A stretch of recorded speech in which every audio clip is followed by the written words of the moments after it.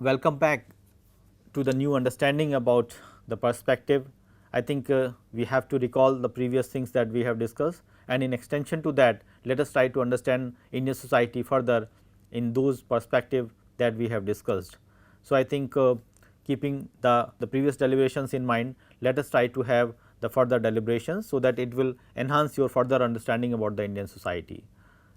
So, I think when we try to speak about the Indian society, let us have these things in mind.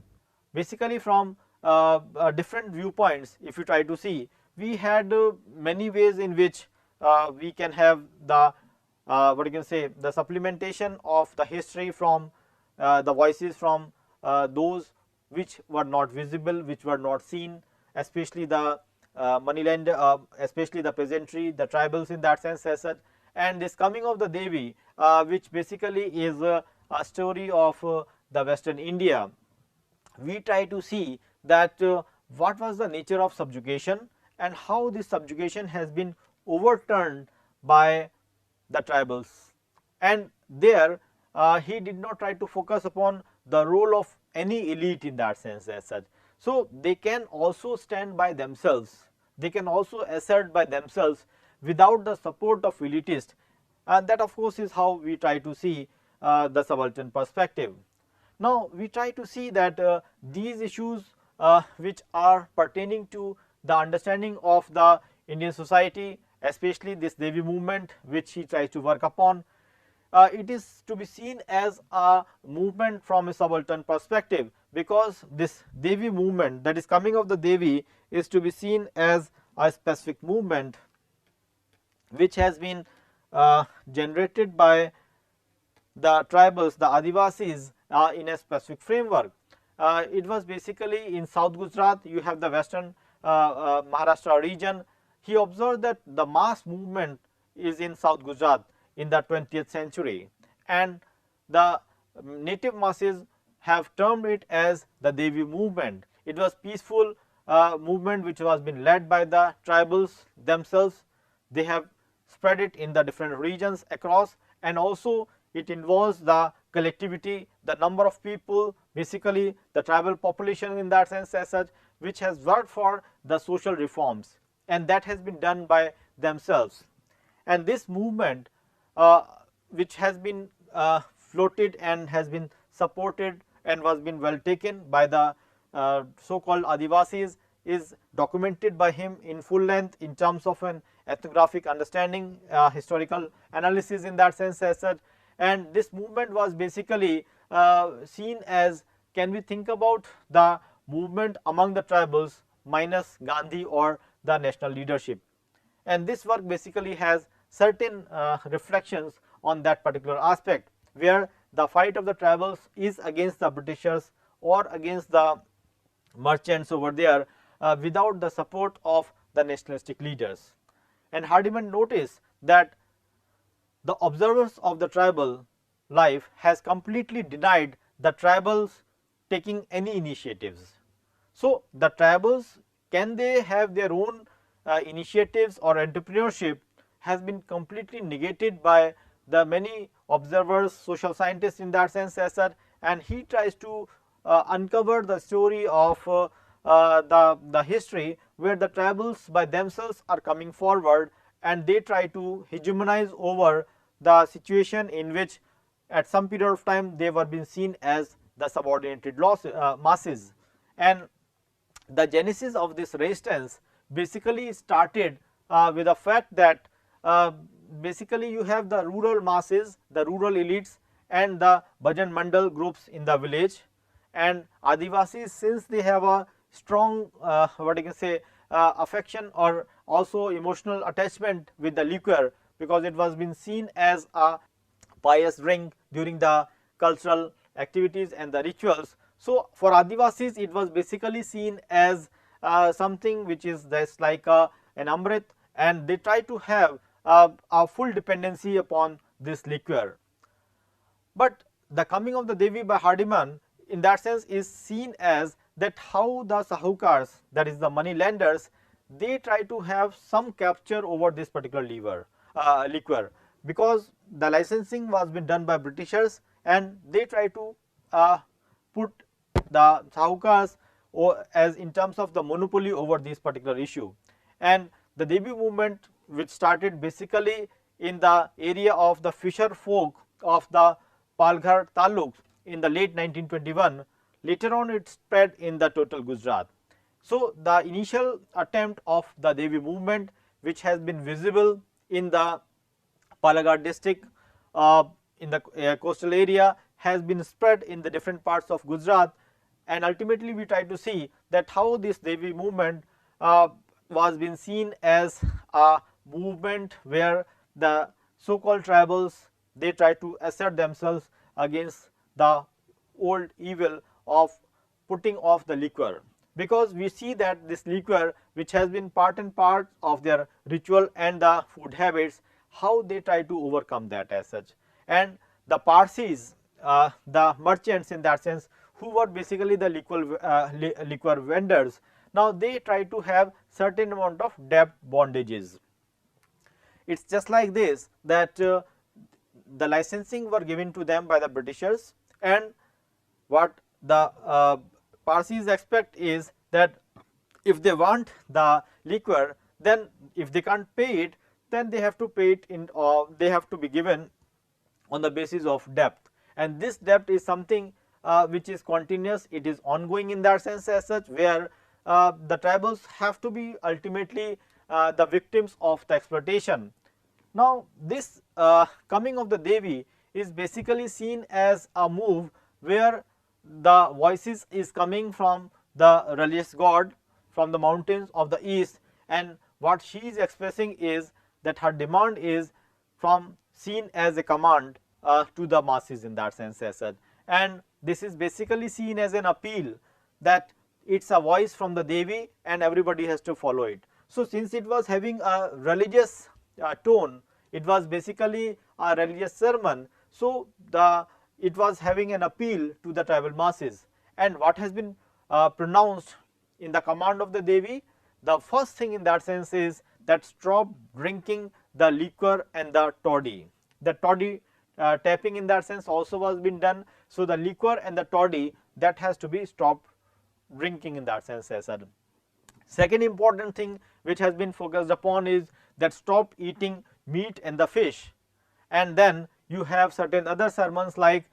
live a clean and a simple life, then men should take bath twice a day, and then women should take bath thrice a day. So, these are certain sermons which have been there, and finally, that is something which is interesting, that have nothing to do with the Parsis, that is it try to speaks about the disjunction from the Parsi community, who were basically the liquor controller and the managers in that sense as such. So, they have to be away from the Parsis. So, these are certain things which have been pointed out or was been seen as a command of the Devi, and when they try to have these issues, it was just like that there was a specific common dinner, that is the Bhandara, and the collective and the Devi words are been sermoned, they are been phrased out in that sense as such, and that led to certain amount of consciousness among the Adivasis, and this was basically a religious agenda. So, it has been taken very heartedly and also with full acceptance by the tribals, and virtually they try to follow up these practices which made them away from the liquor. And once that they have been away from the liquor, the important thing that comes out of course is that their umbilical cord with the Parsis has been broken down, and once that is out, they are also free from the debt. Basically the debt which has been the part of what I can say their dependency with the Sahukars, the Parsis in that sense, for the liquor consumption, toddy tapping. So, these things have been completely stopped, and once that is stopped, so the hegemony of the Sahukars and the Parsis, that has been stopped, and once that happened, then ultimately what is interesting in that sense of course is that the so called ritual practices which have been promoted by Devi movement through the sermons, that also have been started practicing, that keep away from the specific readers in that sense as such. Please try to be away from the bad habits in that sense as such. And also we have to have in this particular region that this effect of the Devi movement was to be seen in such a fashion that the sermons, why they were so appealing, because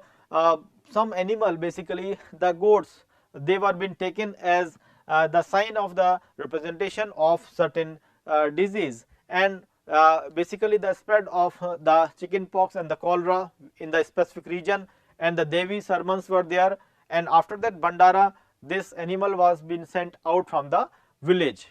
Now once this is moving out, meaning thereby that all the evils which were being part of the village, they have to be drawn out, and after that the tribals, the Adivasis, they have to be behaving in a very different way. They should have certain amount of self control, and more than that they have to retain their dignity and identity, and these dignity and identity are to be restored when they are trying to be away from the liquor, their dependency on the colonial government, on the Sahukars, on the Parsis, that has to be stopped. And virtually this attainment of the dignity is also a sign of one's own pride, one's own history, and they try to see this Devi movement as something which has transformed their life. Similarly, if you try to see another work, that is Feeding the Banya. Now this book, basically Feeding the Banya, represents an attempt to understand something of the quality of power which Asras have exercised over the subaltern classes. Now these Asras, who were basically having certain command over the quality of power, to have a command over the subaltern classes in the rural Indias, was been a common phenomenon. Especially I think if you try to see many old movies, we try to see how these bondages have been seen in terms of the bonded labor, and they try to always put a pressure on the workers or their children in that sense as such, and that continued from generation to generation. So in that way, this Feeding the Banya represents a certain amount of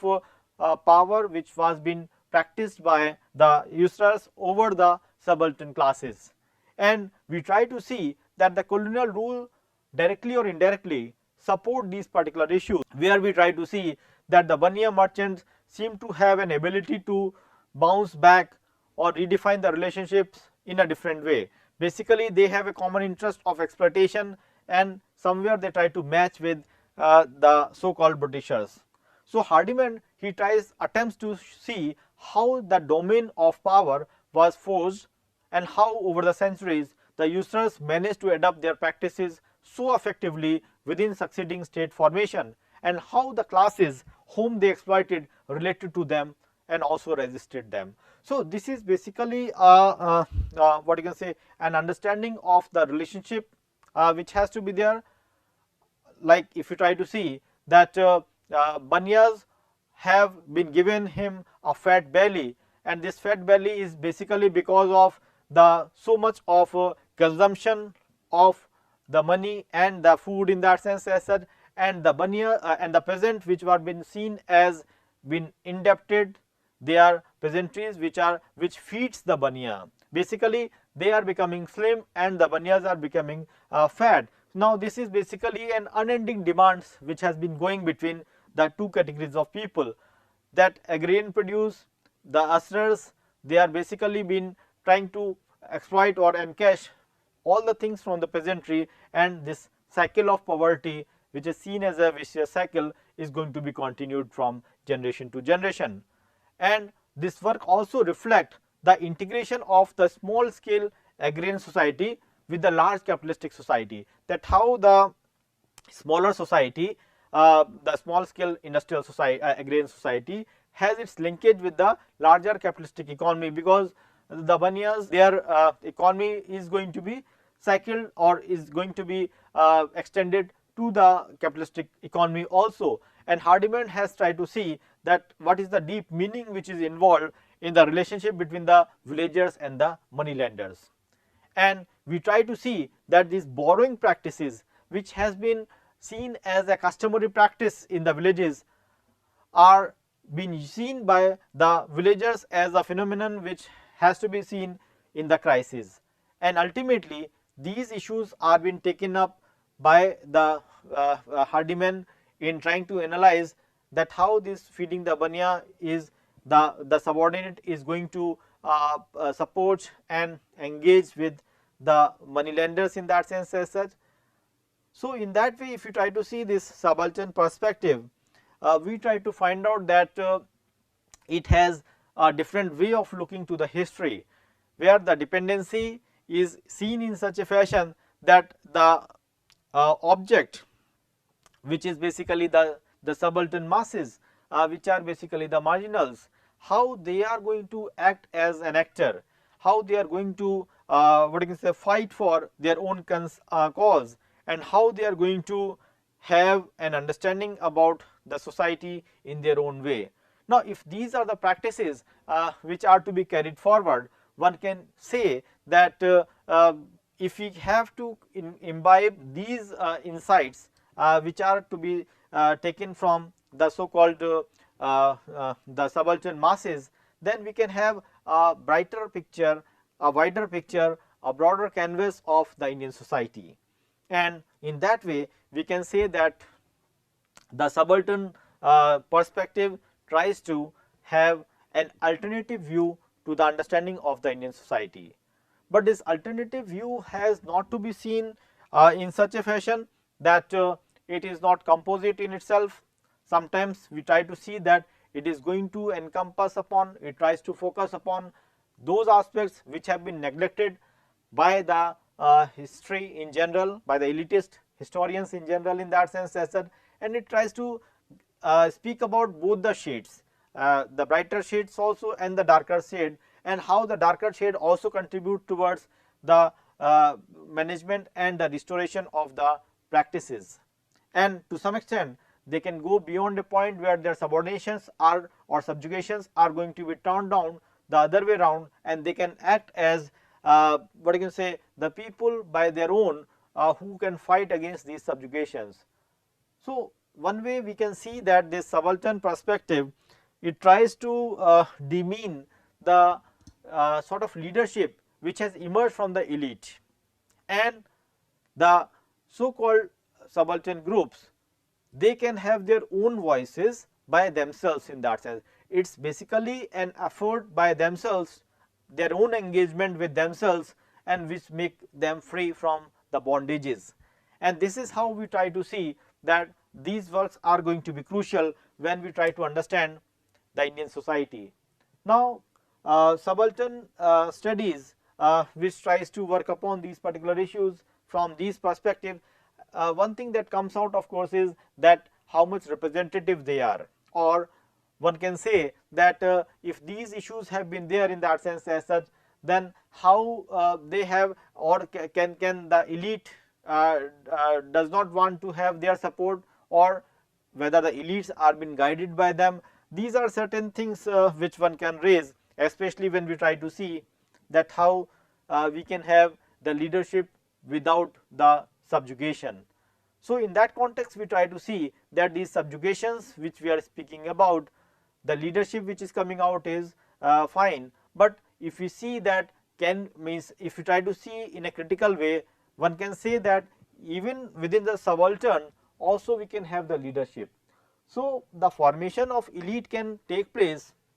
within the subaltern themselves, especially when we try to see that few peoples, they are seen as the representative people who tries to work upon the understanding of what you can say doing the modification and transformations. So, within the subaltern also we can have that elite character. So, how we can undermine the role of the elite? One thing which we can say of course is that the leaders are from that same group, and they are trying to come out in their own way. So, it is basically one can say a certain amount of entrepreneurship which we have to say, self generated entrepreneurship which is coming over, and how it is going to bring about the transformation in the lives. And in that way it basically tries to understand the Indian history in a new way. So, it is not basically something coming from the top and then we try to have an explanation. Rather we can say that these explanations are to be seen in such a fashion where the so called elites are going to be secondary, and the masses or the subalterns, they can be seen as the subject, and this subject have the consciousness, they have the capacity for transformation, they can be seen as an agency of transformation as such, and they can overrule the subordination by their own. So, ultimately we try to see that these different shades of subaltern perspective which has been visible ultimately may lead to a certain amount of corrections in the history, in the existing histories, and it can also lead to certain amount of transformations. Now, with regard to the important works that we have to see, especially I think we try to see that the significant contributions that have been there. One of course is by Vinay Bahal, that is relevance and irrelevance of the subaltern studies, that is basically in this David Litton's contribution of reading subaltern studies. Then also we have the contribution by Leela Gandhi, that is the post colonial theory, and it is a critical introduction. That is another significant work which one can read out. I think Ranjit Guha's